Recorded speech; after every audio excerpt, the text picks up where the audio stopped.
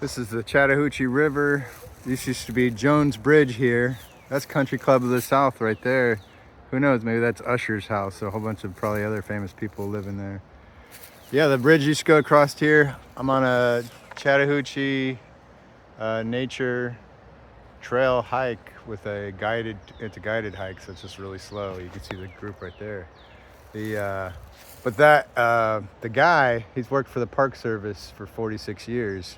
He really does an amazing job of just telling what everything is. Like this right here is this is wild fennel apparently, which I would have thought maybe it was dillweed, which I've read that you're not supposed to eat wild dillweed because there's so many other things that look like dill. This is these yellow flowers over here. Those are called yellow ragworts. They're ragworts. I would have thought it was like yellow paintbrush or something like that, but it's yellow ragworts. And apparently in Georgia, what's called a paintbrush is red.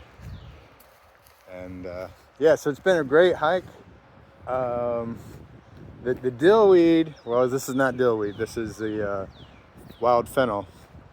And I guess some people might even call it dog fennel. And the guide thinks maybe they used it to like control dogs. It's got a smell to it, which I always thought might have been dill, but yeah, again. So I tasted some of it. It tastes kind of like celery, maybe like dill too. I don't eat too much dill either, but yeah, this used to grow near my house. So yeah, but again, I don't know. Maybe I use my plant app to determine what it is. You gotta be careful what you eat and try in nature. We came across a fern that is called a Christmas fern, and I would have thought maybe it was a red fern or something, and maybe there's not much difference because it kind of was a tinge of red, but mostly green. Yeah, I went kayaking over there before, and I wasn't wearing a life vest because it's my first time out. I have a life vest now, and there was like a riverboat coming, and really fast. And I thought it was the forest people gonna bust me for not having a life vest on, but it wasn't. And actually, I just saw them when I came here this morning because they apparently come from this side, and I don't know what they do. I guess they give like boat rides or boat tours or something. I'll have to ask them afterwards. I'll find out actually. But yeah, so the crazy thing about this river is that was Jones Bridge, and apparently it got replaced with a Holcomb Bridge one, which is a little bit further down because a guy named Holcomb built it. And yeah, apparently it used to be shared by the counties, and each one were getting into fights because every year they're supposed to upkeep it, and they never did a good job, or they're blaming the other side. You know how it is. And then one day during World War II, some people came out and took down half the side of it for basically because metal was expensive to build boats and everything during World War II and weapons.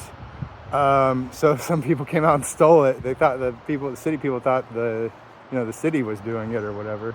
But yeah, apparently it was just stolen. They never found out who did that. But hopefully it went to the war cause. So yeah, I guess maybe that was for the best, especially since they got Holcomb Bridge already at that time, I would guess. Yeah, so this was owned, and there was still half of the bridge still sitting out there, but until like 2018, and then it fell in the river. So I think the last time I was here was probably like 2014 or 15, and I'm pretty sure I did see it when I was there. Yeah, and then the other thing he said that that's about it. He said something else, but I guess it wasn't too important. Let's see. Oh yeah, about the land. So the land there, you could see the Country Club of the South, which is like, I don't know. I mean, I lived really close to it, and I still live pretty close to it. So yeah, so that was cool that Usher performed in the Super Bowl because it was just like, yeah, he's a hometown guy who lived somewhere close to him. And but Yeah, apparently the land there used to be owned by the park, and it was like 12 acres. And the Country Club of the South gave them a really good deal to trade those acres for more acres, like 46 acres or something, further north, and which was attached to the park on that side, and build them like a new ramp, boat ramp, and everything. So, you know, that kind of deal, it'd be, you know, pretty crazy not to take it.